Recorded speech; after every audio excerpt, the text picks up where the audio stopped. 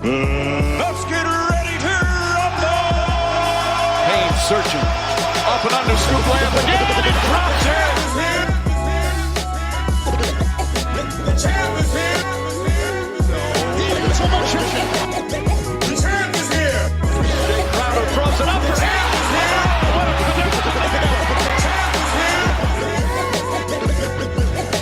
Here we go with Booker. Another three. Oh! Booker cannot miss. Quick double on Booker with the spinner. Here comes Booker. A three. Good. Booker's got 27. Vacuumed in. Taken by Booker. It's 3-on-1. Hold on. Bridges. And hold on to your hats. Booker uses the screen beautifully and flushes. Torrey Craig a three-pointer. It's good. Torrey Craig, big minutes off the bench. Crowder looking, throws an alley-oop. Oh! He puts it down. He puts it down. It's over. The champ is here! The champ is here! The champ is here! Welcome to the Valley Podcast, everybody. I hope you enjoyed the new intro. Shout out to Coach for slapping that together real quick. I put the clips together and he pieces them together like a master, man. It was really good, man. It hits. It hits. That shit slaps so hard now. Feels so good, dude. First It does. played that, man. It does. Wow. And if you guys have any suggestions for intros highlights for the intro that you think like from the playoffs that has to go in, let us know. Maybe one of them will slide through. But man, welcome everybody. We are in the finals. Woo! We are in the finals. Say that one more time. Say that one more time, but slowly. We are in the 2021 NBA Finals. Our first year with Chris Paul. And everything is going our way. The sea has parted and we are the most healthy team standing. We are at home. We are rested. Before we're going to turn it over to Coach because he's got something to get off of his chest. But Salty, what are you thinking right now as we are this close and we can almost embark? What am I thinking? We had a good discussion multiple times. It's tough to kind of get over PTSD. You know what I'm saying? Like of being an Arizona sports fan and getting out of that mindset. But there's lots of things lining up that, point towards good things happening for the Phoenix Suns. And you guys see that volcano that looked like a phoenix in Sicily? Yes, sir. The one underwater? No, it's on I'll bring it up. It's on it's like on a mountain in Sicily. I've actually seen that mountain before because I used to live there. But yeah, it's crazy. It's crazy. I got it right here. Pulled it up. It's a phoenix rising above everything else. So what is that now? This is a mountain. This is Mount Etna in Catania, I believe. Wow. And I used to live there. Looking. But yeah, it looks like a phoenix, clearly, right? I mean, yeah, it really does. It's not a buck. Definitely not a buck. Definitely not a buck. Sunda, what are you thinking, man? What are you thinking initially? About what? Just This everything? impending finals matchup with the Bucks. Man, I'm just enjoying the few days off that we didn't get a basketball and seeing what people were saying about the Suns. And I tell you what, the media isn't giving us a whole lot of love, but people that I talk to in general, look, I know one person's only giving media love, but people I talk to in general, like my friends, they all want the Suns to win. So let's hope that everybody can send good vibes down to Phoenix and we can get it done. Coach, you ready to regale us? Let's go. Absolutely. I think one of the biggest things on this podcast is, as a Phoenix Suns fan, is always having to talk about how good we are and all these things that we do on the court, this and that. But everybody else wants to kind of tear us down, right? This isn't a good team. This is an asterisk team. This doesn't count. This season doesn't count. All that shit. Isn't that getting on your guys' nerves? Because it's getting on mine. And it's really annoying. But at the beginning of all this, do you remember what I said to you, Gabe, about everyone questioning our validity to this? Do you remember what I said, Gabe?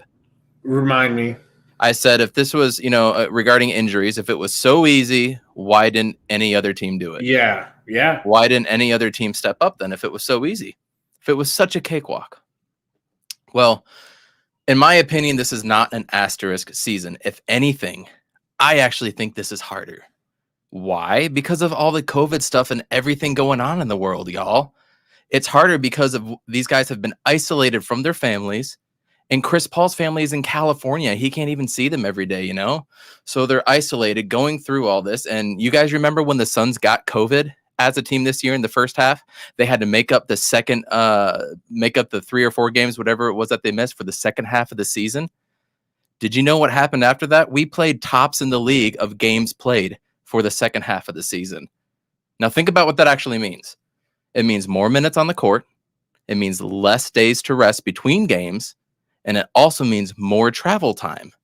All of that adds up, right? I mean, they got rid of the 4 games in 5 nights a couple of years ago because it was just too much. So obviously, playing back-to-backs and shit actually matters, right? So if anything, I really think the path that they've had to go through is harder because of the circumstances in COVID. And don't even forget that Booker had to miss the All-Star game because he got COVID, which means he was isolated. Like, all these things add up. That's not even counting the injuries. Like, I need to get the injuries thing off my chest as well, too. Anthony Davis came into the season out of shape to begin with, y'all. He came in out of shape, and he tried to play his way into being in shape and got injured. Davis is known to get injured, and he's freaking injury prone, you guys. He is injury prone all the time. So why are we acting like it's a shock when he gets injured again? He's coming back too early and he gets injured. He's an injury prone dude. Oh, no way. All right. That's Anthony Davis. Now we can go on to James Harden and the Nets, because if James Harden was healthy, they would have beat the Bucks and we'd be playing them right now, right? So James Harden came in overweight and out of shape and then forced his way off. And then he tried to play his way into shape. Kyrie Irving has been in and out of the damn lineup for 2 or 3 years, man. He did load management this year, and it showed when he got injured, man. He's been injured for long periods of time, too, in Cleveland, in Boston. I mean, I know it's an ankle injury, and I've had numerous amounts of them, so, I get it. That really doesn't matter if you're in shape or out of shape. But, dude, he didn't even play in the bubble last year. Dude got 9 months, did load management, and still got hurt. Proof that the bubble is just a thing that happened, right? I don't think it matters one way or another. Jamal Murray, freak leg accident in the middle of the season. Dudes get injured. What are we supposed to do? Throw in the towel? I don't understand that one. But then the next one is obviously Kawhi Leonard, right? Kawhi Leonard's been injury prone for the last 5 years, you guys. Ever since he got injured ever since the 2016 playoffs, when it was the Spurs versus the Warriors. And don't forget, the Spurs were absolutely smoking the Warriors when Kawhi got hurt. Where's the asterisk for the Warriors that season? With Kawhi and the Spurs, they would have smoked the Warriors just like they were doing. No asterisk for them. Kawhi Leonard is the king of load management because of his injury history. He didn't even want to play in the bubble last year. It showed it. He's injury prone now. It happens. He's in and out of the lineup. He's inconsistent with all that stuff. And him and Anthony Davis had to go to super teams to try and compete. And now we're upset that these super teams are unhealthy. Are you kidding me? This is an absolute joke to talk about. Personally, I really don't think load management is the best thing for your body. I mean, we're kind of all athletes. I think we would agree going in and out of the lineup, not being consistent with your body. I actually think it does more detriment.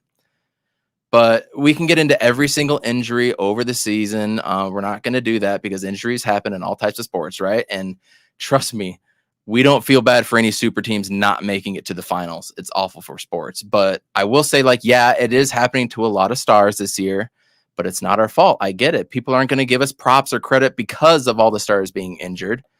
because they think it's the shortened season and they want to give it the asterisk, right? Well, that means you got to give last season an asterisk, right?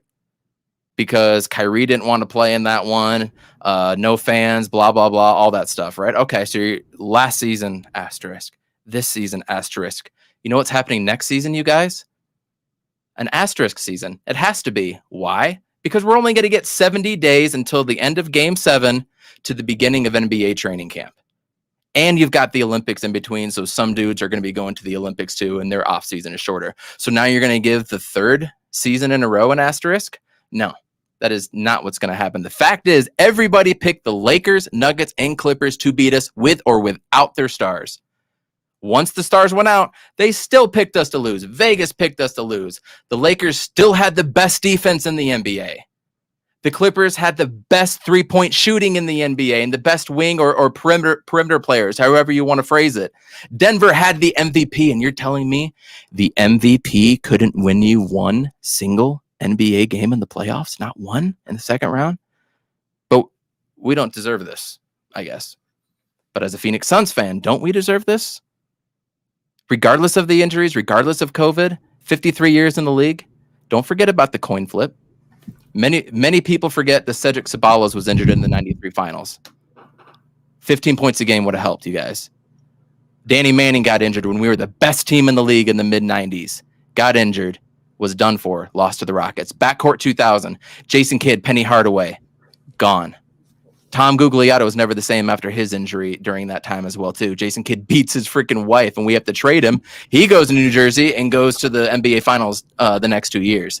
Amari Stoudemire in 2005, Raja Bell in 2007 when we were up 1-0 in the Western Conference Finals against the Mavs, and we go on and lose to them. A fluke fucking airball that Kobe Bryant shot into the hands of Ron Artest. I promise you, nobody in Phoenix gives a damn about any injury that has happened. What did Booker say today, you guys? We're not here to justify what they're doing. Suns in 5. Suns in 5 for Coach. He went hard in the paint with that Suns in 5. Sundo, what are you thinking as far as your record for what like is it going to be a Suns in 5, Suns in 4, Suns in 6? Well, I mean, originally Bucks in 6. I was going to say Suns in 6 is what I was originally going to say. But man, with this news coming down that Giannis may not play the first game tomorrow, man, I mean, if we take care of business and we look like the Suns that we think we are, it's going to be Suns in 5. I will say that. But my original one is Suns in 6. I think that they could potentially get 2 at home, much like the Clippers series went with us. You know, how you talked about how the Suns, if they think that somebody should lay down and let them win, they will give you that Bowser of a game, which we saw. That could also be a potential thing that will happen. So that's why I said Suns in 6. But if things are happening the way they are with Giannis being hurt and somebody else gets hurt, then yeah, Suns in 5. You know, health for us, knock on wood, forbidding. So I'll just get it out of the way. For me, I think Suns in 6, plain and simple. I just feel like they're a good team. They're very good on defense. They could hit shots. They could give us problems no matter what. Salty, I'm dying to know what you think though, because you've been kind of dead on with most of your predictions. You're not that guy. Man, he's not that guy. He's not that guy. You're not that guy, pal. Trust me. You're not that guy. Okay. Gave you a chance to play that, didn't I? Yeah, you did. Thank you. All right, so we got to take a step back. You know what I'm saying? I love the confidence, but last time I was super confident, kind of bit me in the butt. The Clippers, right? They lost their center. We were all like, "Oh shit, we're gonna smack them," right? And then they come out the next game and just they not knock the bricks off of us, and especially the Suns. You know, they're playing loose and whatever. Just because the Bucks aren't gonna have Giannis doesn't mean that they're just going to roll over, right? Look at the Hawks series. They actually almost played better without Giannis in the lineup because it gave Holiday a chance to stretch out and do his thing. So I'm not discounting the Bucks by any means, and the Suns have a history of taking teams lightly or playing down to their competition. I don't think we do that, man. hey, I gotta take you down a notch. You know what I'm saying? We gotta keep things in perspective. You're 100% right. That's what we do. But like, we're not going to take I just cannot see us taking them lightly, considering it's the finals. I think we're going to actually take every game super serious, super serial. That's what you would want to hear from your team. But it was the Western Conference Finals, right? And we were playing at home. It was Game 5, and plain and simply, we took that for granted. We didn't come out and we played. We sealed the deal in Game 6. But I think it's easy for a team to kind of mentally take a team for granted, because if Giannis is playing as opposed to not playing, he was the MVP, right? I mean, he's a spectacular talent, one of the best talents in the NBA.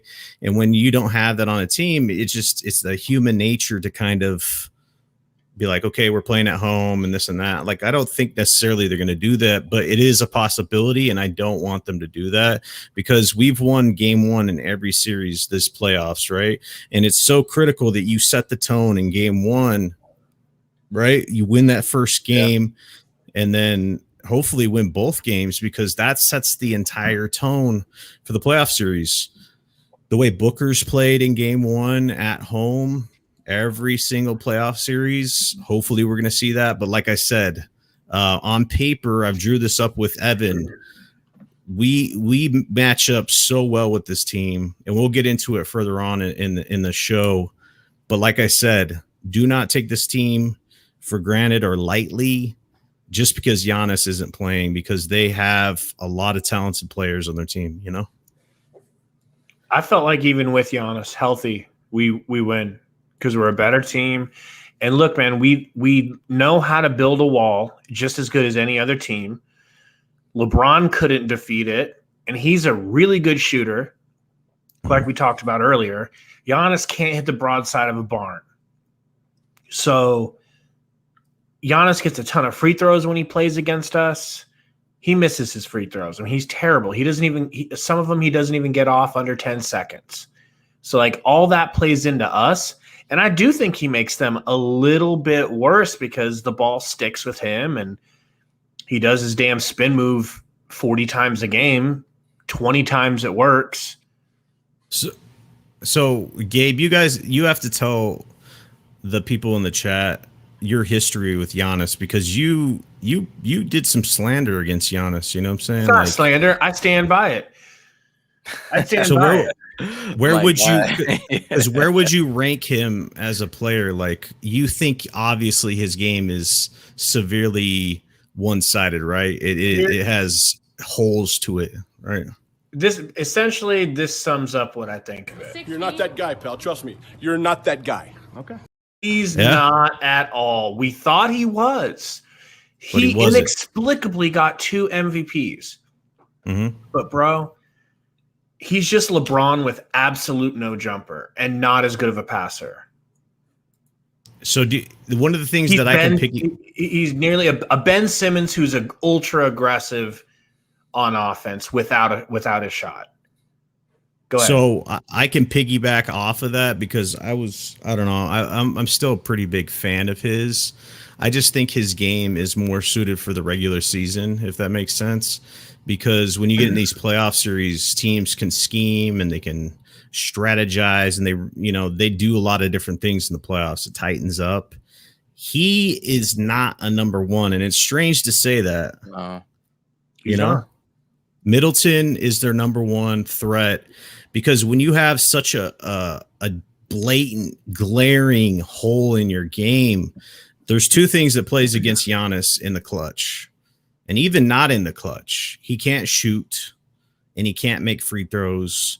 So he cannot, it's like he's a detriment to the team in clutch time, because teams can legit hack a Shaq strategy with Giannis, and 9 times out of 10, he'll miss one of the free throws, if not 2. And you just can't have that as one of your leading dudes, especially not your number one. Come on, man. On the Suns, we got 2, maybe 3 closers that you can go do in the clutch, and they can be counted on to close the games. And legitimately, the way that the Bucks, first of all, their coach, which we'll get into, I'm not too impressed with their coach. Okay. Right. He has giant issues as a coach. He's not as good as Ty Lue. We just faced a better coach. Facts. He doesn't scheme well. He doesn't make adjustments. And funny enough, Budenholzer, that's his name, right? He was up for the Suns job at one point, and he passed. And he passed on us. Just like your boy Fitz. Mm-hmm. What's his name, Nick? That went out to the Knicks? David Fizdale? Fizdale, baby. Fitz. Might as well be a Fitz, all right? Yeah, I love me some Fizdale for a minute. Well, he passed on us, and we're better off for it. Yeah. So I want this banging wife. I just wanted to say, Darth is totally right here. This is where I meant to go with the end of my thing. There was with Ayton, you don't even have to build a wall. So like we already know how to build a wall, and it's worked on LeBron. Mm-hmm. Therefore, if we need it, it will work again. I believe it will work against Giannis. But if it doesn't work, Ayton can 100% shut him down, in my opinion. Shut him down, make him look average, make him look totally average. I don't know about shut down, but he will do it. Yeah, Evan put those videos up on Twitter. Did you see it? I think Nick's correct because shutting down is one thing, stopping him is another. Like, you're not that guy, pal. Trust me, you're not that guy. Okay. Go look at the matchups between him. He made stops, but Giannis still had 30 plus points. He had 41 one game. 41, still filling it up. So that's not shutting him down, my guy. All right. Yeah, Ayton will do a good job of defending him, but Ayton won't shut him down. I don't think anybody on his team is going to quote unquote shut Giannis down. I said make him look average. No. Is that too much? Make him look. What's average? You 20? What's average? 20 and average. Like Jokic? Like what we did to Jokic? Yes. Yeah, but Jokic still got Jokic buckets. Still didn't look average. It was the rest of the team that failed him in there, but Jokic was getting buckets. Jokic was killing us in all reality. Like, if you think about it, he had all the assists, all the rebounds. He was doing everything he could. It's just the rest of the team was not on par. Right, he killed us to the point where he won a game for them. No. All right, I'm just saying one of the two should work, right? Can we agree on that? Either a Wall or DA. Huh? Well, there's a lot. We got to go one by one because there's a lot to break down here. First of all, Darth in the chat, shout out to him. Giannis shot 40 against Ayton, which is awesome. Yeah, break down all the people that DA guarded in the playoffs. Extremely low percentages against him, so he's good defensively. But one of the things that you bring up is the fact that he could potentially get into foul trouble if you're putting DA on Giannis, right? Would you guys admit that?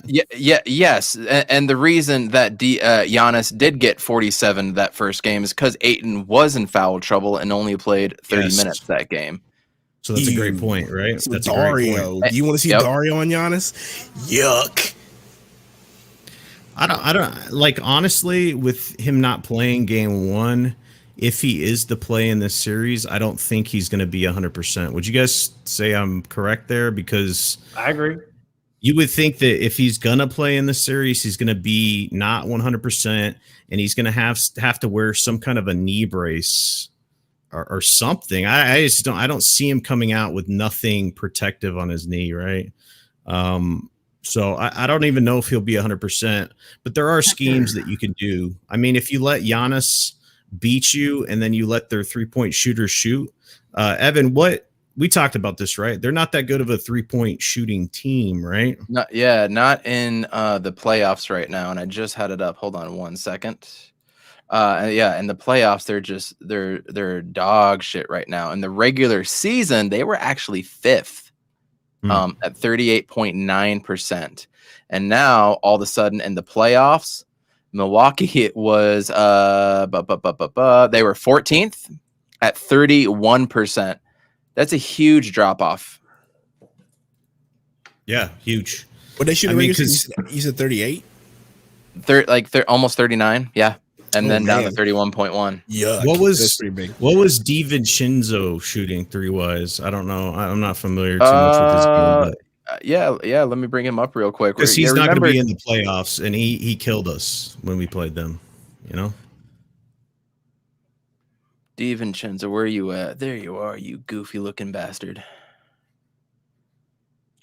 Man, I like DiVincenzo. Hey, don't talk about my boy Dante like that. Right? Oh, yeah, 38%. He was a 38% shooter. Gone. I mean, he's definitely probably tops. I think the other things that people are missing from when we played them, when we played them first at home, we started Frank Kaminsky, and Dario Saric was nowhere to be found because he was still injured at that time, and Jay Crowder was coming off the bench. So we didn't even have, we were just finding our rhythm. I think this was our click game. I think I called it right afterwards. I said, this is our click game.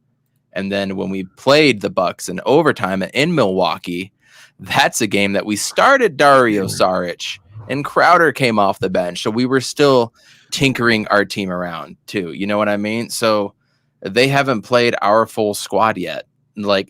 Now, right? We're just running on all cylinders. Well, Dar's saying they didn't have Drew in game 1. So, and plus they didn't have your boy, Gabe's boy, fucking what's his name that used to be on the Suns, right? Tucker. Yeah, I'm glad you Tucker brought him up. wasn't on the team. I wanted to bring up Tucker. Okay, so I was thinking about it at work today, and just just thinking about the series, all the things that are going to happen, who's going to guard who, and it's so poetic. You remember when Booker came into the league, his partner in practice, his adversary in practice, a big reason, in my opinion, my guesstimation of why Booker was so ready so fast was because in practice, he was going 1v1 against Tucker every day. Big, grown, burly 2K body style Tucker. Grown man. Clamping him up in practice. And what did he say back then? He said, man, it's really helping me out. Because when I go out into the real game, I'm not getting guarded by PJ Tucker. So everything feels a little bit easier. So isn't it so crazy that we're living in a world, first of all, where we're in the finals, but where Booker is going to get D'd up by the guy who birthed him into this league? It's nutty. It's not always going to happen. But I want everybody to pay attention to that matchup, because that matchup is going to be, if anyone knows Booker's moves, and it's going to be cool to watch Booker put moves on Tucker that Tucker hasn't guarded before, because he's grown so much as a player. Say it's going to be cool until Tucker ends up locking him up. Then you're going to be real upset about it. I don't think he will. I think Book is going to calm down there, sir. No, I think Book is going to have Tucker. his Jedi moment. Okay. And he's going to swing. He's going to swing on, and I'm butchering it, but he's going to swing on Tuck, and Tucker's just going to vanish outside. It's just his jersey just going to hit the ground. That is the completely wrong metaphor. I told you I was going to butcher it. That is the completely. You get the point. You should have went Return of the Jedi, where Luke is beating the brakes off of Darth Vader. Listen, Book is going to be wearing Chris Paul like a backpack, running around the court as he tells him what to do in his ear. Does that work? I guess. I don't know. The thing is they're so, I don't know, their rotation's small, right? I mean, they go 7 men. Maybe for the rotation. 8, yep, maybe. 8. Yeah, because you got Giannis, you got Drew Holiday, you got Chris Middleton, Brooke Lopez, PJ Tucker, and then Bobby Portis, Pat Connaughton, Portis, Jeff and then Bryn Forbes plays a little bit, and Jeff Teague a little bit. We were talking salty. The guys I'm worried about are Drew Holiday and Jeff Teague, because we have not been able to slow down opposing point guards thus far. Yes, we did Facu Campazzo, but Campazzo also had he got his in a few times. Dennis Schroeder, we were able to stop him to a point, but Dennis Schroeder is not as good as everybody says as well. I think he's streaky as all hell. But we didn't do anything to slow down Reggie Jackson, man. That dude got whatever he wanted. So Drew Holiday is in a shooting slump. We can only hope that slump keeps up. He's been awful in the playoffs. I think I heard 28% or 27%. So we can only hope that keeps up. Bryn Forbes is a dude that can chuck a couple threes against us. And Pat Connaughton is, he's that Alex Caruso, that Luke Kennard type of player that's always been able to kind of get a few shots off against us. What? Drew's been playing a lot better since Giannis went out. Drew's a baller, but it doesn't. And you remember how he plays Book. In my opinion, he plays Book better than Beverly plays Book. I think they're going to wait on that one. No, I don't know about that. I don't know about that, but I think don't what think they're going to do, what they're going to do is what they did. And granted, they didn't have PJ Tucker. They'll have PJ Tucker on him the whole time, and then in the last 2 minutes, hold on, in the last 2 minutes, they're going to put Drew on him. Then that's going to happen. I'll take Darth's word for it. Darth, who's better at guarding Book in your humble opinion, bro? Drew. You gonna let me give my piece Beverly before you ask questions or what? Yes, seriously, he's quick tonight.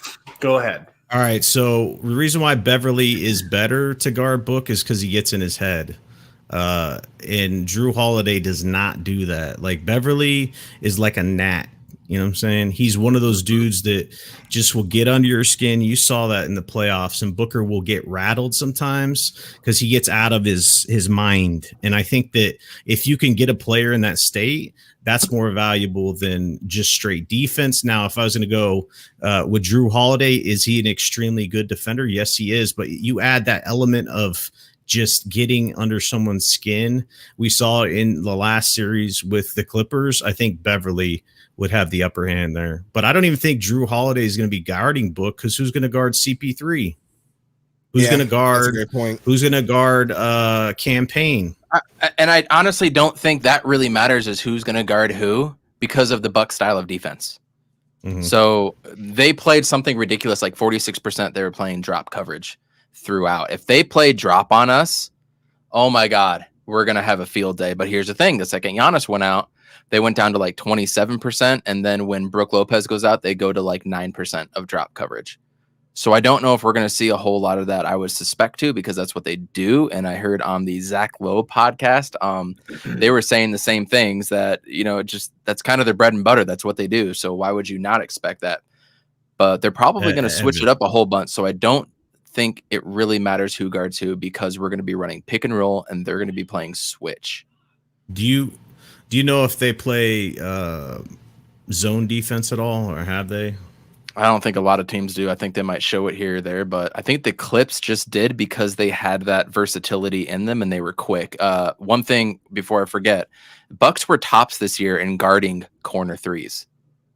That's a big thing for the Phoenix Suns now. So if they can stop that corner three, that kind of knocks us down just a small tier. No, but what I would say that knocks out even more is Bridges, because that's his bread and butter, right? Sure. So this pushes the narrative of Torrey Craig and Cam Johnson that much more, because I've seen lots of people on Twitter and in the chat saying Cam Johnson over Bridges, and I 100% second that motion. You know what I'm saying? Because Craig proved his worth in the last series. Yep. So hopefully our coach doesn't catch an amnesia and be like, well, let's play Nader 30 minutes in game one. Nader, though. You know what I'm saying? No, I mean, how can you love Nader after that performance in the game 6, though? I don't think he's going to play. He had 32 minutes and that man played out of his mind. Craig was like the biggest factor almost that night, and had the biggest plus out of anybody on the team. Locked down Paul George. Like, the dude's a gamer, man. That'd be highly disappointing, man. Honestly. Hashtag sit Nader. Right? Seriously. I'm for it. Thank you, Darth. Please, everybody, use that hashtag. That brings up one of the things I wanted to bring up, which is Mikal. And I asked you this earlier when we were playing, when we were on in a Xbox party. But I want to ask everybody, are we being, and I really want to know what Darth thinks, are we being too hard on Mikal? Because this is the finals. No, by what standard? Okay, so we were too hard on Ayton a lot, and I would like to number 1 overall pick. I know, but I'm feeling like with Mikal, like honest to God, like I'm just kind of, sort of, a little bit done with him. And I know that Salty feels done with him. And I'm just asking, do you guys think we should hit the brakes and give him more time before we write him off? I'm not done with him. I'm done with him as getting starter minutes. I'm not done with Bridges altogether. I'm just done with him getting starter minutes and him being a negative every game so far. The only good, I'll say this again, the only good series he had was against the Nuggets, and we swept the Nuggets. Like, everybody had a good series against the Nuggets. So his only really good series has been the Nuggets, and we saw how that went. When the Lakers and the Clippers have been negatives across the board for him. Can I give my opinion on it? Please. So Bridges was drafted over a lot of players in that draft, namely SGA, right? I mean, we could have had an all-star, arguably, if things worked out. So, in the way Suns fans just wear baby gloves around this dude is weird to me, because I don't know. He's so likable as a person. I get it, but at the same time, I'm not saying, because we're not going to be there for contract negotiations. So, if Bridges is willing to take some not minimum, but like a way lower salary than people were thinking, that he could be part of the core. But I just don't see that going that way. You know what I'm saying? Like, I feel like the fans have put him up on this pedestal and like said he's the next Kawhi, and said he was like putting people in Mikal jail when he hardly does that. Like, he's not really locking anybody up. And then when he's not doing that and he's not performing offensively, he's just kind of a minus on your team. And you see that in the statistics. I mean, plus minus isn't everything, but there are limits to his game, namely shooting it from the corner. And if they take that away, and if he's not even making those, there's other players out there that can give you more, like Cam Johnson, for example. The reason why I put him above Bridges is because I feel like he can play pretty good defense, but at the same time, look at his height and look at his 3-point shooting. Like, when you have that, because Bridges had that hitch to he still does. It's inconsistency in his shot. So if he loses confidence, you're going to get some wild shot and percentage and stuff. But with Cam Johnson, his shooting touch is one of the purest coming out of the draft. I think he was one of the best shooters in his draft. So, and then he's developing other parts to his game, right? Driving to the rack, reverse dunking on people, and doing other stuff that takes his game to the next level. So I'm looking forward and projecting outwards. I'm just looking at like who's the core and who's potentially you could trade out and get someone better in here. Yeah. Now for the series, he could show out like he does, right? He could probably be one of the best players in the series. But I mean, to this point, last series just really didn't show much to me. And I'd rather have Craig out there for minutes and Cam Johnson, to be honest. And that's just me. You know what I'm saying? There's a lot of people out there that love Bridges, but what have you done for me lately is what I have to say about it. Because you're going to have to pay Ayton a max, right? You already paid Booker a max. CP3 is getting paid $40 million a year. There's so much money to go around. You know what I'm saying? Right. If I could get my 2 words, I don't honestly think that he's going to do a lot to win us the series. For example, I think he's going to not play a lot in the fourth quarter too. I think we're going to see a lot of Torrey Craig minutes, and Torrey Craig just does those extra little things. I mean, how many times in that game 6 against the Clippers did he get us an extra possession? What, 2, 3, maybe 4 times?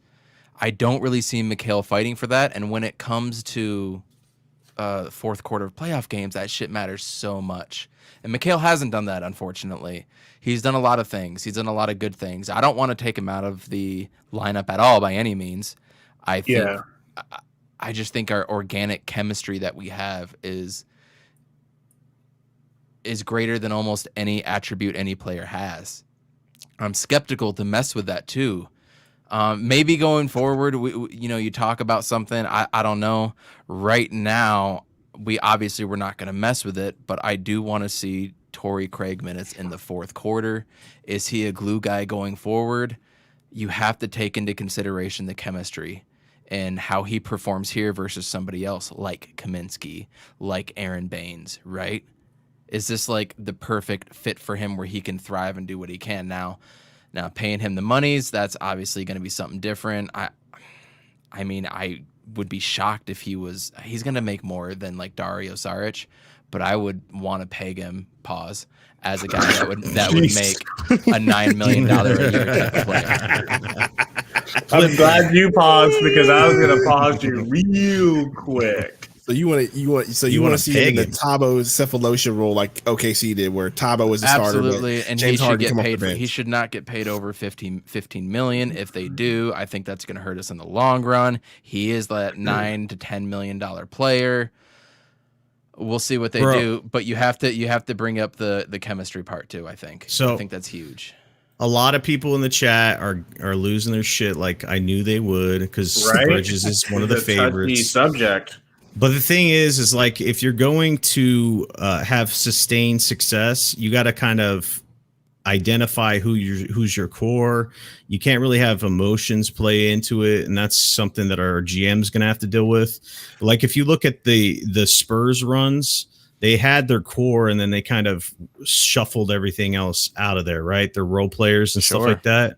So you have to determine who's going to get paid, who's going to be part of your core, because we're young, right? And then you got to make tough decisions because, like I said, not everybody can get paid. And that's unfortunate. But if you can improve your team in other areas with Mikel's, his value, right? Because other teams will see that and they'll think just like what you guys are saying, like Gabe in the chat, that he'll be an all-star eventually.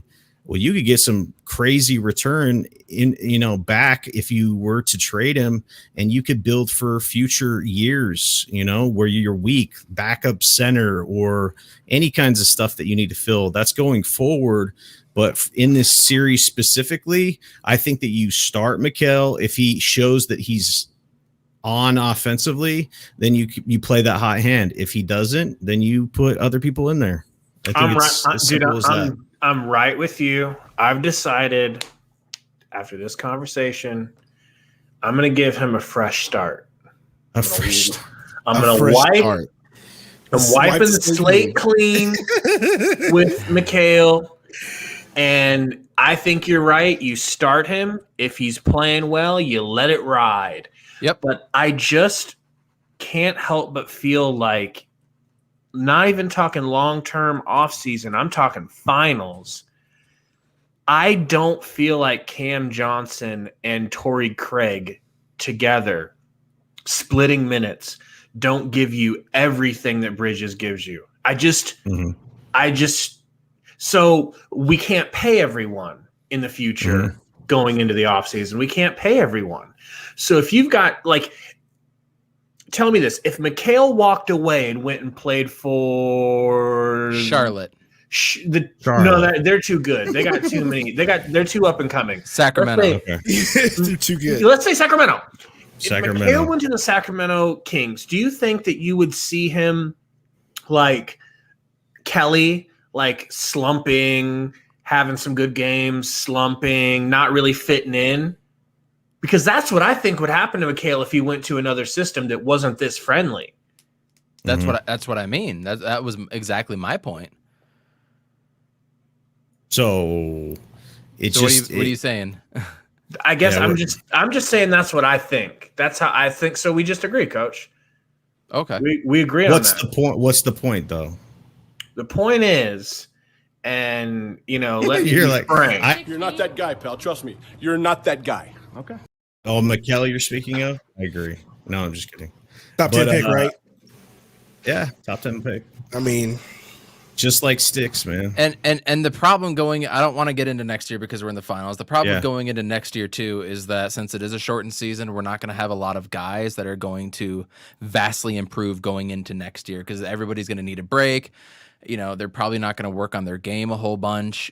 Our team just kind of is what it is, and we're not going to be able to improve a whole lot going into next year. So when it comes to Mikal Bridges improving, it's going to be minor things. I think this year, he started off great. He started off hot. Every single game, he was like shooting 47% from three at one point. He was locking people up, and then something happened. We do need to unlock that. And I do trust Monty to be able to unlock that, but we can't pay everybody. You're right. Honestly, dude, Mikhail, if you can shoot 40% this series, we're almost unstoppable because he's been the dude that's been pretty cold and a dude that we could really rely on throughout the season. So if he was can so hit 40, good all season, if and he can hit 40%, was so up dog, and down, I know. and then it flip-flopped in the playoffs. So in my opinion, Ayton has earned the money, and Mikhail has to either take a lot less to stick around, or if he wants to get paid, he's going to have to go get it somewhere else because we already have 2 dudes that can handle him, that can handle his job. And Mikal Bridges is still young, just like Ayton Cam Johnson. I still trust that Mikal Bridges can get better. The only thing that I worry about with Mikal, and I've said this since the beginning, is his foot speed. Is it even about him getting better, or is it just that he needs to play like he has shown? Like, I don't even need him to get better. Like, I need him to just play up to what I've seen him do in the regular season. There it is. Exactly. And I think it comes from playoff basketball. I've never played in the NBA playoffs. I don't know. Maybe they're game planning 1 or 2 things against Mikal specifically that's taking him out. I don't know. But when he is on, we're a different team. And I don't know if anybody, nobody can say otherwise when he is on. When he is off, we feel it. Yes. We really feel it. So a lot does depend on him. Maybe there is a little bit too much. Maybe he's feeling the pressure. I don't know. But even if he's not hitting the 3, if he can do that pump fake and get into the lane and hit that lane shot, that floater, that kind of inside the elbow, it's so deadly and it helps us vastly. And we've been missing that. Mikal. Come on, bro. I know you're listening. Reach in that bag of yours, dog. Come out this series. Come out with just a confidence. Be a flamethrower. Be a howitzer. We need Nick's thoughts, man. Darsh chomping at the bit. Yeah. No, on Dario Saric, please. No. Like I said, like my issue has been only with these playoffs, and Gabe said something funny. He says I want to see what he looked like in the regular season. When a while ago he also just said that Giannis is a regular season player, not a playoff player. I just found that very ironic that you said that, but like that's my thing though is, and you said it too, Coach. He's been more of a negative these playoffs than a positive, and like you said, when he's not playing well, we feel it, and it's not just on offense; it's on defense too. You see him really shooken on defense as well, like making some boneheaded plays. So that's my deal is just if you can just be a positive, man, we will run through the Bucks. Mark my words. If he's a positive, 10 points, good, hits his shots, we will do very well against the Bucks. But if he doesn't, he's him again. I don't know. So my thing is he's just been streaky these playoffs, and I don't like it. I don't like it at all. So what's up? Go ahead. I was just gonna say, remember, his bad play has been paired almost guarding LeBron and Paul George. Well, that's true. But his bad play has been coupled with Crowder's step by step. That is true. You know what I'm saying? Like those two had been stinking up the joint together at the same time. So until game 6 for Crowder. Yeah. So for Crowder, I wanted to point out Crowder is back. In my opinion, I think Crowder's back. I bet you anything Crowder the next couple of games is splashing because he doesn't splash for one game, then have a bad game, then a good game. He goes bad, good, bad, good. Just it's always in like 3 or 4 game spurts. And then the magic is good. He's like Fitzmagic. Jesus. He's just like Fitzmagic. Tell me I'm wrong. I saw something just before we got on that said Jay Crowder is the best average shooter of all time. You guys are slandering my dude. I love Crowder. I love Crowder, bro.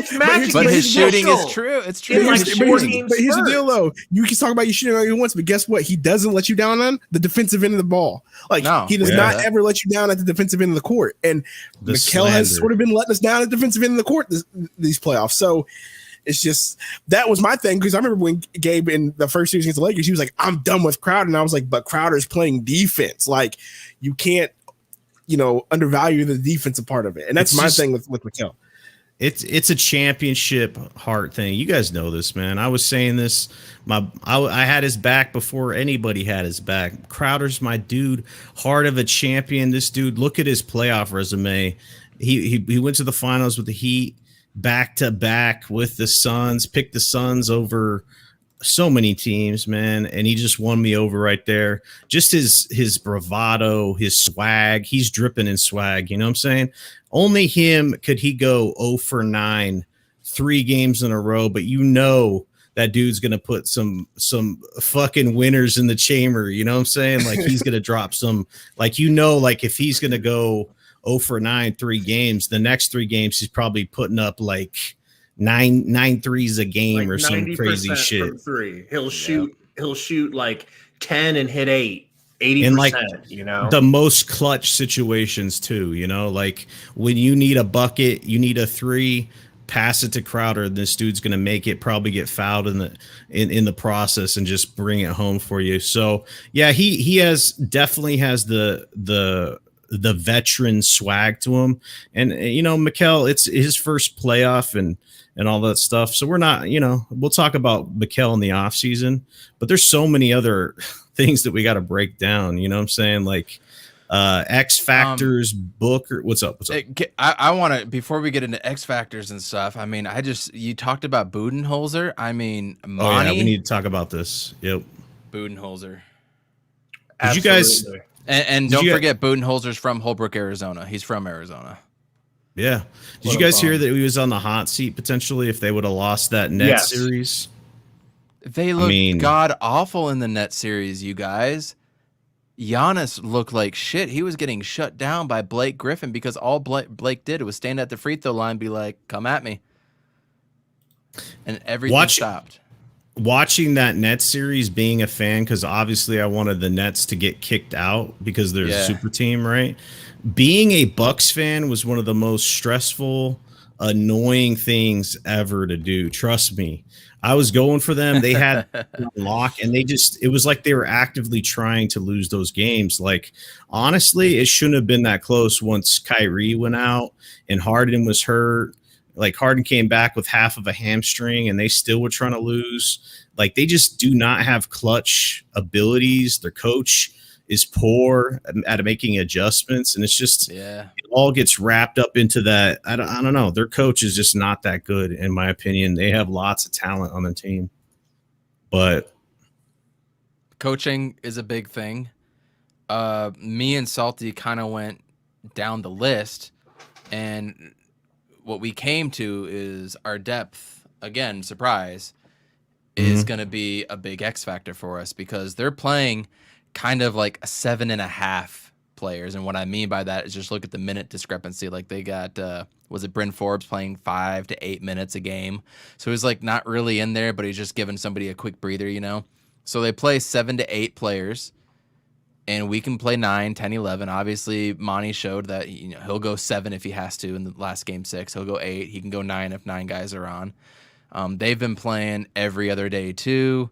They only got 2 days off. If Giannis isn't playing, and they're going to be playing even more minutes the next game, the depth is going to take a hit, in my opinion. I think that's going to be a huge dub for the Suns because then we can throw Craig at you, and then we can throw Crowder at you, and then we're going to throw Cam Johnson at you. You want Nader for 5 minutes? Nader. Hey, but Dario's not playing bad. Hey, and I told Salty this too. I think Saric is going to have a huge series because once Brook Lopez goes out, I'm going to assume that Ayton's going to go out at that point for the 7-footer. Who's going to guard Dario? I think Dario can take Bobby Portis, and after Bobby Portis, there's nobody there. Nice, in my opinion, Portis is nice. Before this series, I've always felt like Portis would be a nice addition to the Suns. I mean, he's a 6'10" dude. He can get up. I mean, he's that player. He's confident. I know what kind of player it is, but I really feel like Dario's just the way he can shoot from outside right now. He's on from outside. He looks good. And his passing on the inside and his pump fakes and all the little nuances that he can do inside the paint. I think Dario is primed for a huge series. Yeah, especially with no Giannis. I really think Dario's going to have a good one. And if Giannis doesn't play, even if Giannis plays at 60-70%, one game Dario's going to get like 18 and 10 and could potentially be like that dude that game. Sundo, what do you think about the fact that Lopez likes to slap threes and that's going to take Ayton out of the paint? That's what I'm fearing. Lakers, right? In Jokic. Marc Gasol and Jokic. Marc Gasol and Jokic did that, and it was issue. It did give us a little bit of issues, but I don't think it'll be that big of an issue this time around. I agree. I think just because if you look at the teams, the Lakers, and then you look at the rest of them, I just don't think. I just feel like the Bucks are a good team, but they're not as good as the teams in the West, and that's just my honest opinion about that. Y'all can flame me up for that, but that's just how I feel about it. That's a base feeling I have too. Like I was thinking about it today. Were you more nervous going up against the Lakers, even say when it was like AD's going out, but they still have Braun and they still have everyone around Braun? Were you more scared of that or the potential of the Bucks? I was more afraid of Lakers. Oh, the Lakers with LeBron. And Lakers. It's Lakers and LeBron. Like, and there's also more of a psychological thing with that. We can talk about how that goes in with what about being a Suns fan and everything else. But yeah, I was more afraid of the Lakers and the Clippers. Same for you, Saul. I don't think I'm along those lines, honestly. But what scares you more, like right off the bat, just thinking about it? The potential of going up against these Bucks, or the way you felt about going up against the Clippers that had just beat the Jazz without Kawhi? I thought you said Lakers. No, now I'm switching it. Now I'm switching it. Now you're switching it on me. Play that not that guy clip for you. No, I really mean it. Like I'm saying, honestly, all three, and the Nuggets. The Nuggets, the Clippers, and the Lakers. All right, they all scared me more than this Bucks team. Honestly, you can't get to the NBA Finals no matter what asterisks people want to put on it without actually being a good team. Like, let's just put it out there that way. Fair okay. enough. So the Bucks have been through it. They've had their ups and downs. They've experienced failure because they got beat by Miami just last year. They've had experiences with loss, right? And then they showed the differential between the two teams celebrating their conference championships, and it was completely different. Suns were giddy, pouring shit everywhere. Later, Bucks looked like they were in a funeral or something like that. So it's a different strategy for both teams. I feel like they kind of have that one up on the Suns when it comes to been there, done that in the playoffs or whatever. But beyond that, I think they're a talented team. Like I said, you can't discount the quality of their team because we had some troubles with the Hawks in that one game that we played them. We got slapped by them. That's not to say because that's a regular season, but the Hawks are a talented team, and this Bucks team put them away in 6 games without Giannis. You know what I'm saying? So they have Middleton, they have Drew Holiday, all that stuff. So, like, how do I feel in this series versus all the other series? It's about the same, to be honest with you, because there's a lot of unknowns, right? The Lakers series, I thought we were kind of screwed, but then some things happened that showed us differently, and I think a lot of people thought that as well.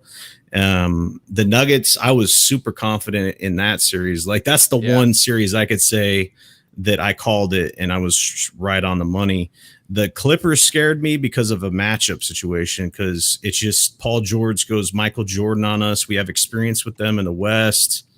Now with the Bucks, all of our games that we played against them seem to be really close, and it's like last second shot that determines what the game is. And now if that's the situation, the smallest things in these playoffs can determine if you win or lose, right? Stepping on a ref in spraining your ankle, that pretty much doomed the Hawks, or the value, or little small things like that ball not being called out on Ayton could swing a whole series. So if it's really close like that, I believe in our closers, but small things change series. And we didn't even talk about the refs, right? That are going to be reffing the finals. Guess who's going to be in the ref lineup? Scott Foster. Scott Foster's going to be one of the refs. So what about that? That's what I meant whenever I said there were some other things that scared me more in those Lakers and Clippers series, and it was the referees versus anything else. But you're 100% right. I can't disagree. Leave it to Salt to bring us all up here down here quick. Man. Leave it to Salt. Hey, that's your job though. Yeah, it sucks that Foster's in there. But I gotta be honest, that last game that we played with Scott Foster, we won, right? And that was the value. That was value. Was it? Right. So they really did try to screw us all game. Yeah, that was the last. But they tried their hardest. The last 90 seconds took 33 minutes of real time. That was that one. I felt like the game after the refs called it even worse. And I was Yeah. like, wow, Yeah, those man, were- I'm actually longing for Scott Foster. I'd love me some Scott Foster at this point because at least he's reasonable. Those other refs were like, don't even look at me. Don't even look at me. Ah! You know? But did Chris Paul play in that game, the Valley Oop game? No. No, he did not. Okay, No. so that's a big thing because the biggest issue that people have is CP3 can't win a game that's ref by Scott Foster, so CP3 is going to be playing in these games. Now, if he can win a game finally with Foster in there, then maybe we could put this shit to bed, but I mean, it's still a thing because it's a thing. He even tweeted about it or liked some tweets about it, you know? Scott Foster did? No, CP3. Okay. CP3 liked tweets I love about that. not winning games that are ref by Foster. Yeah, I or forgot whatever. about that. So You he knows heavy about it. motherfucker. Yeah, he knows about it. So I think all these things combined, I really think it comes down to how well these teams can execute. Me and Salty talked about this fact that in the playoffs, the Bucks were the number one team on defense. But the Bucks played a shitty Heat team. They played the Hawks, who nobody thought they would get to where they are, and then without Trae Young. And then they played Brooklyn without Kyrie, and then obviously without Harden too. So I don't think the Bucks have played a team like us yet. Who's number 2 right behind them? Suns. Mm-hmm. So they haven't played a defense like us either, right? We played the number 1 team defense in the NBA going into the first round when they were ready to go. We beat them. And that's the ultimate X factor for me is we can win games in a multitude of ways. We can win 84-80 on defense like we did in for the Clippers against the Clippers in game 4. We can blow teams out. We can blow teams out on the road to close a game. We can have Cam Payne go for 29 points and win us a game. We've won game without Chris Paul, with one-armed Chris Paul, without Cam Johnson. We can win games so many ways. It's just, how is it going to happen game by game? Are the Bucks going to come out on fire and we have to adjust for them, or are they going to be forced to adjust to us? Which is what we've done all through the playoffs, y'all. We've made every single team adjust to us, and it's been a storyline game by game. Can they adjust to us, Hey, Gabe? I feel like we haven't talked at all about our king, my personal savior. I already gave him love. Don't even. Mm-hmm. I said he needs to finish the fourth quarter. No, my dad. Torrey Craig, right? No. Who? Our Lord and Savior, DeAndre Ayton. I thought you were gonna go Monty or James Your Jones. daddy.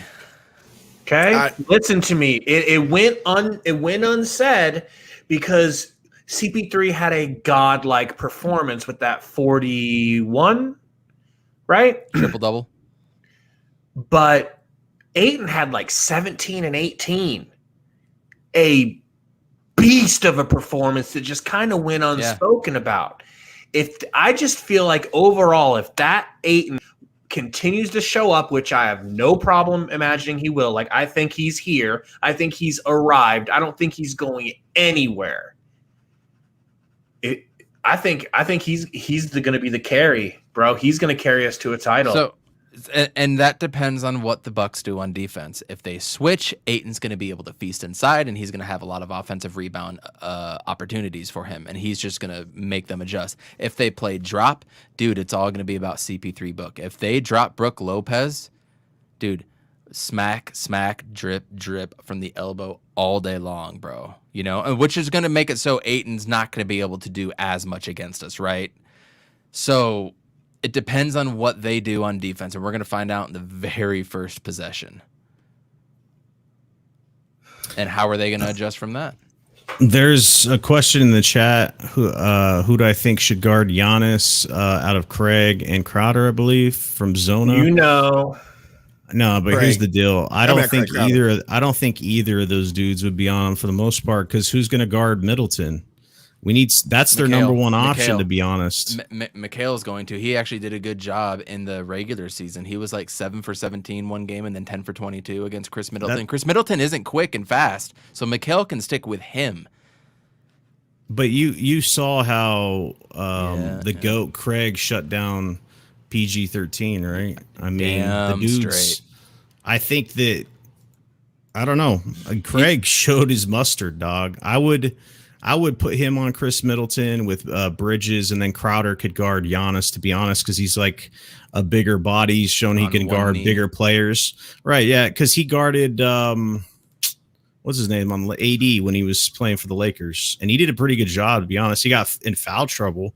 But if I was to pick out both of those guys, I'd put Crowder on him, put Craig on Middleton, switch off with Bridges. You still have Cam Johnson that you could throw him in as well. We just have a lot of wings that we can go to. Just call them Buffalo Wild Wings or something. They need a nickname because they go hard in the paint. You know, I like that. That's dope. Another answer to that is like Craig's gonna be coming off the bench. So who would be starting guarding him? Mikhail's gonna start and Craig's gonna close in the fourth quarter. Right. So like game Mikhail, 6. So Mikhail on Middleton, Crowder on Giannis to start. Then later, I mean, I'd like to see Craig on Giannis to see what happens, but let's get through game 1 first because he's probably not going to play game 1. So let's just get through game 1 first before we start worrying about who's guarding him. Doubtful. And then my last kind of key would be the rebounding.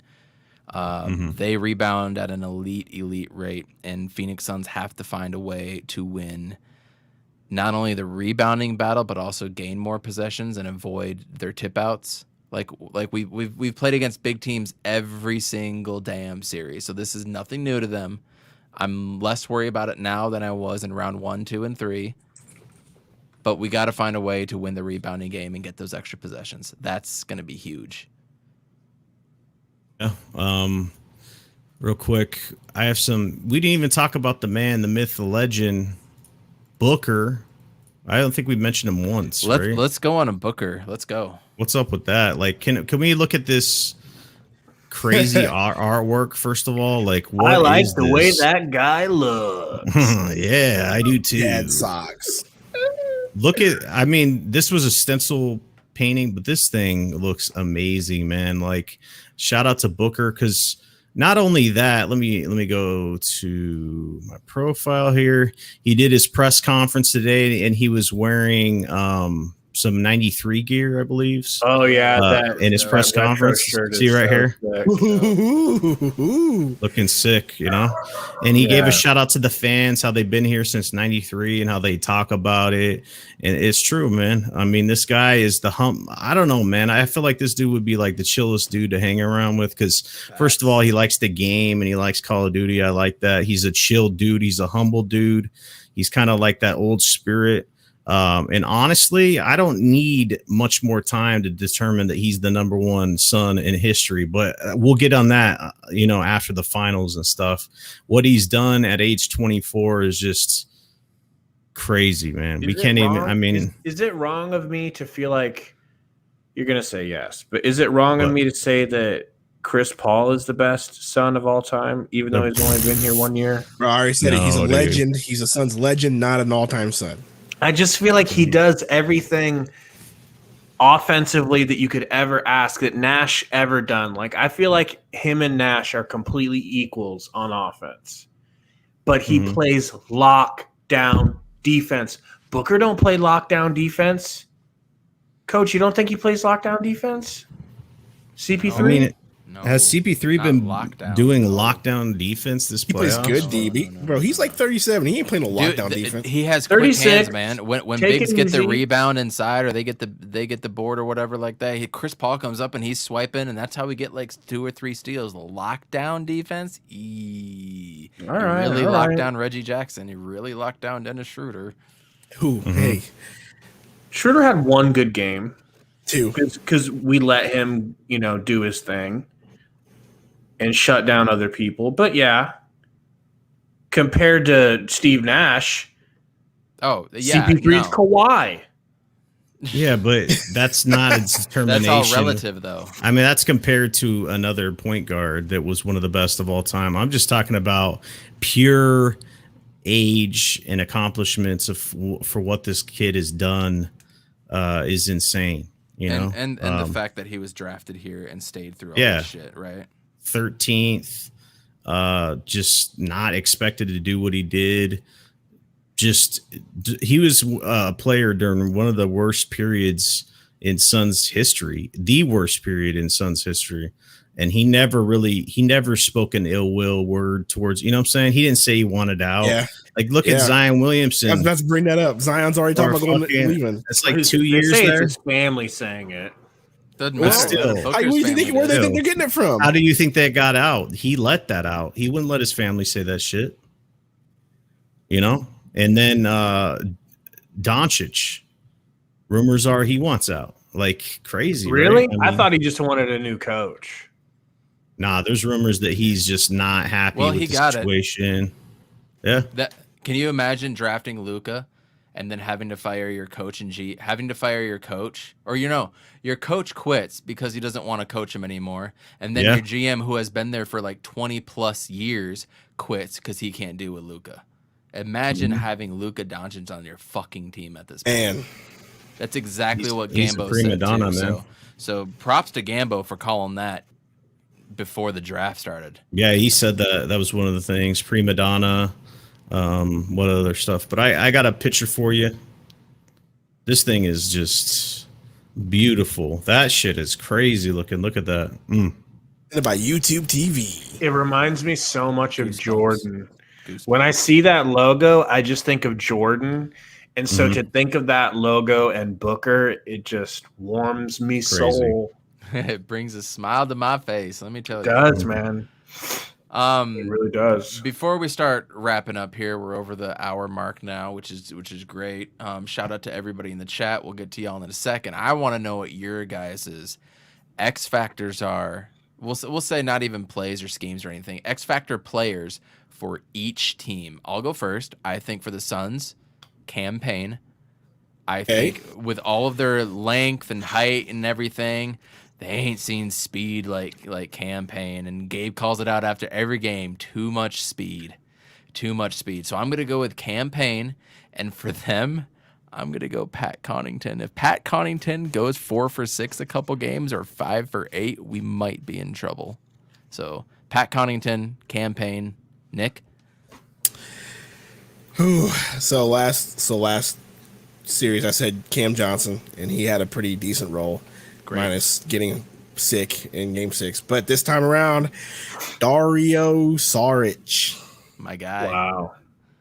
I feel like Dario's going to have a big series. Dario Saric is the X Factor, Jeff Teague for them. Ooh, yeah. What do you got, Salt? Or Salt? I'll let Salt go. X Factor, DeAndre Ayton, because they don't really have an answer to him, to be honest. If he's on, I think that just... Like, if he goes for, like, what he's been doing and he's doing that consistently, it just changes the game plan for them because it's like you have Booker to worry about, CP3 to worry about, and then you put DA on top of that. I think that's too much to account for. And then for them, Brook Lopez. Why Brook Lopez? We haven't really talked too much about him. I mean, he had quite a few highlights, too. He's big as life. He's just big. He's big. He can get them rebounds. He can stroke threes. If he's on for the 3-point shot, that pulls DA out of the lane, pulls other people out of the lane, kind of spreads the floor for them. I think he went off for, I don't know what it was 33? against the Hawks. Yeah. So, a couple of those games would be detrimental because you're not really accounting for that. So that's why I say him. Because honestly, what other big player did they have on the team, like center wise? Giannis. How tall is he? 6'10". Bobby. 6'10". Yeah, so He Brook Lopez is a true too. 7 footer. I mean, he weighs big. like 240, 250. Mm-hmm. So that's why those are my X factors for sure. Gabe Von Carter. What are you slurping? Excuse me. Just sparkling water. Anywho, player for us, X factor for us, Chris Paul.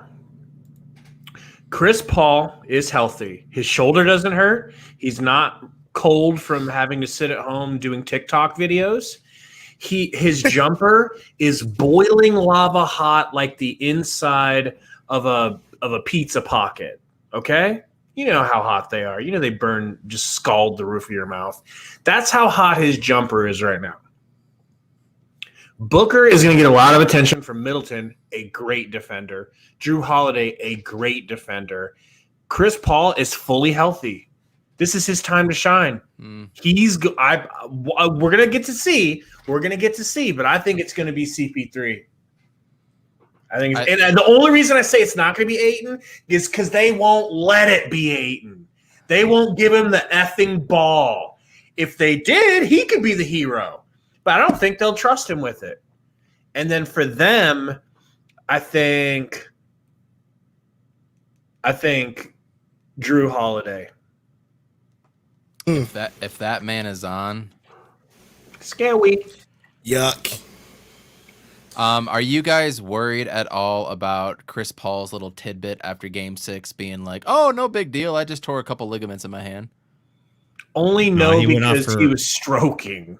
He went off for like 40, right? Yep. Yeah. So he's figured out how to shoot with that impediment in his hand. And he said that the rest has been making him feel better. What do you think, Sundo? What, Chris Paul's injury? Are you worried about it? No. Not right now. We'll see in game 1 if he starts looking terrible, but no. Not a problem till it is a problem. Exactly. And then I was hoping that you would have a hat on, Gabe, but you don't. I wanted to take off our hats and give a moment of silence to Eric Bledsoe. Let's go. Let's go. Is there any more of a clown right now in the NBA than Eric Bledsoe? I don't want to be here. Gets traded from Milwaukee. Hey, look at me. I'm Bledsoe. Come on. Coach, this is a lesson for everyone in the world.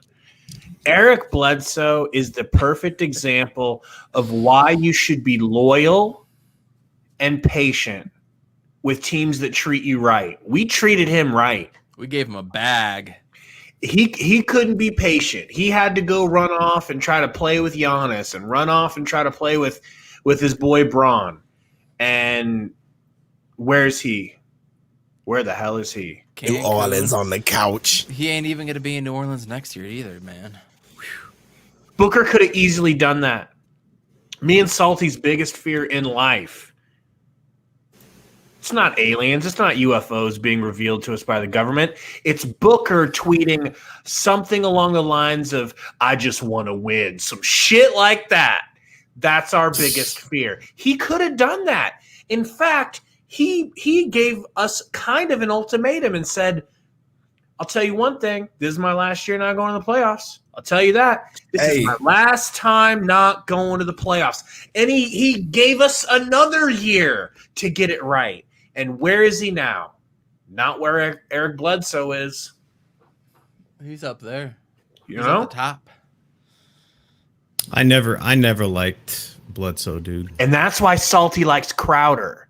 Because Crowder is the opposite of Bledsoe. Yeah. I don't want to be here versus I'd rather go here. Absolutely. I don't know.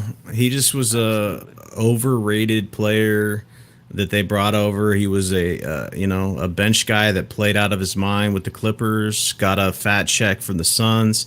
He just was kind of pouty, didn't seem like a winner to me. And he showed that. I mean, wanting to get out of town and shit. Like, get out of town, man. So glad you're gone. Just like the Morris twins, all those toxic players, get them out of here. And we had to get rid of them to change the culture because, my God, there were so many of those players on our team, But yeah, Bledsoe is in the direct spot that he put himself in, and it's just comedy that both teams that he was on are going to get a champ. One of them is going to get a championship before he does, So it's so funny.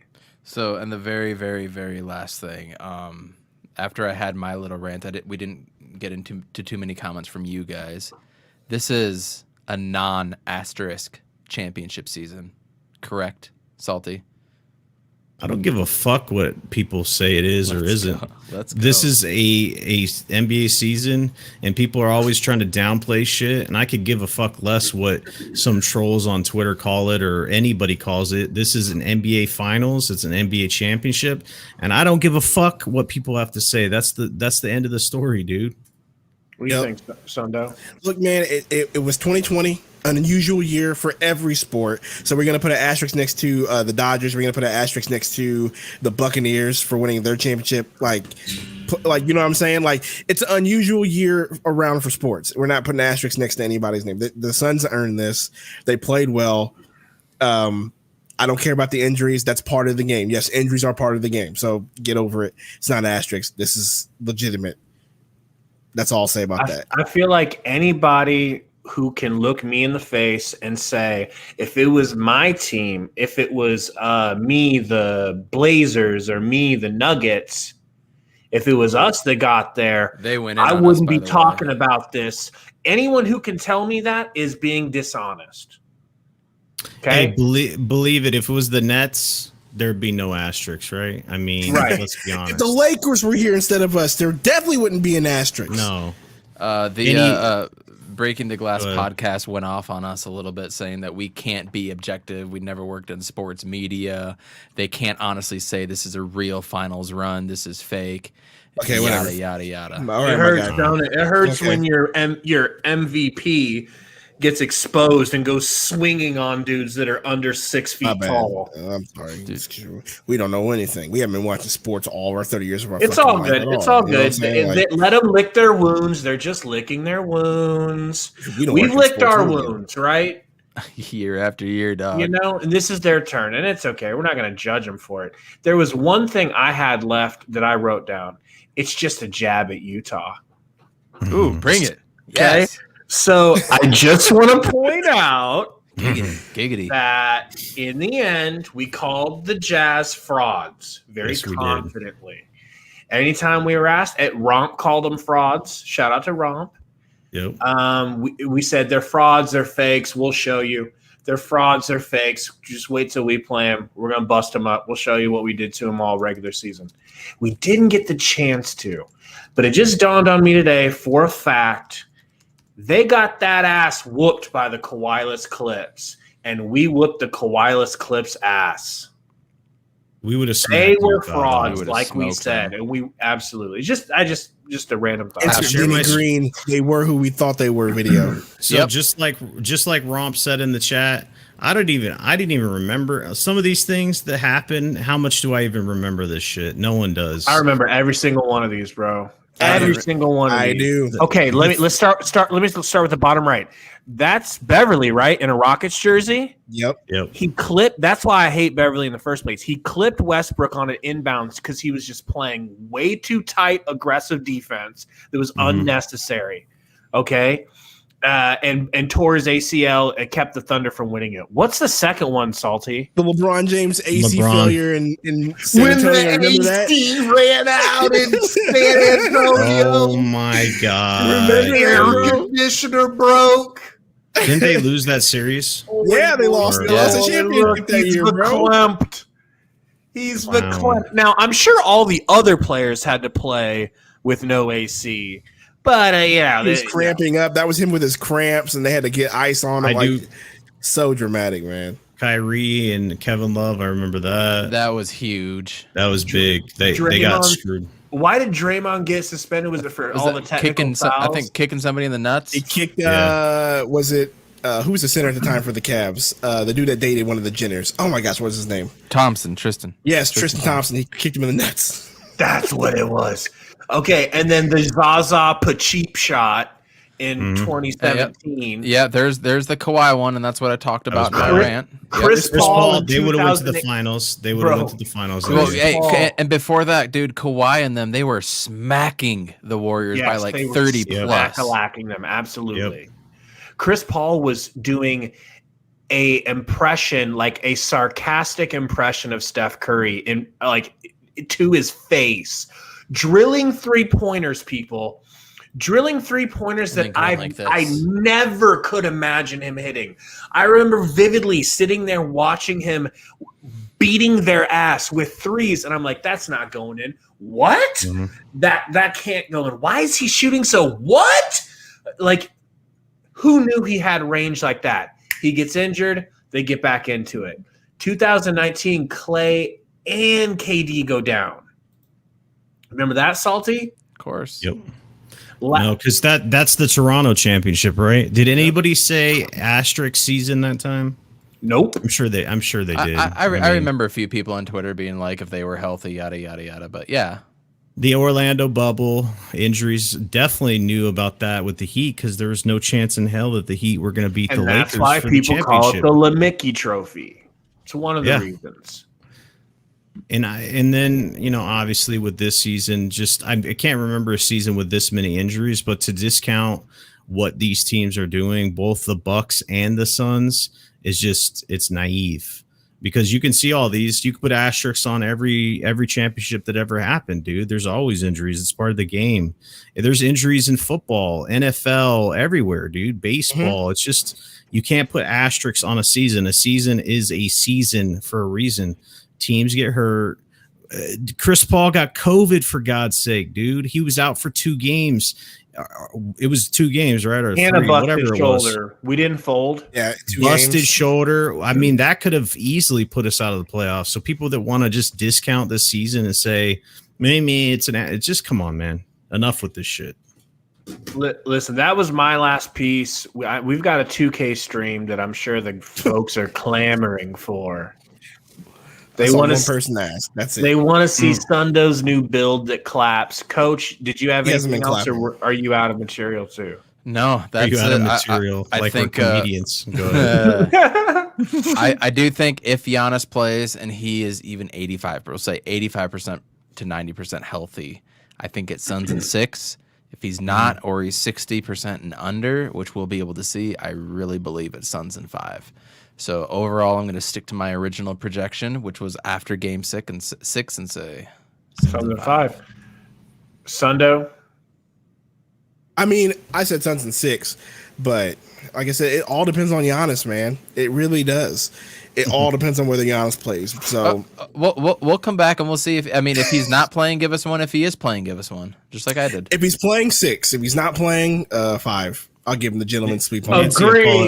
Nancy apologized for calling you Pandemic Nick. Oh, should be calling me Pandemic Nick again tonight because I have not been splashing lately. So get ready for it. Call him Pandemic. Hey, it's bullying to greatness. We know how that works, right? So, Salty, what's your Suns in 6, man? Suns in 6. Okay. Yeah, I say Suns in 6. Man, shit, Salty, you're supposed to say Bucks in 6. Fuck, Bucks in 6. We'll just pretend edit it in. I've seen a lot of different things, like we're going buck hunting or buck hunt. You remember duck hunt on back in the day? What's our chant for this one? Fuck the Bucks, man. Fuck the Bucks. Yeah, we can say that on this. We can say that on this channel. Just fuck the Bucks. Let's go.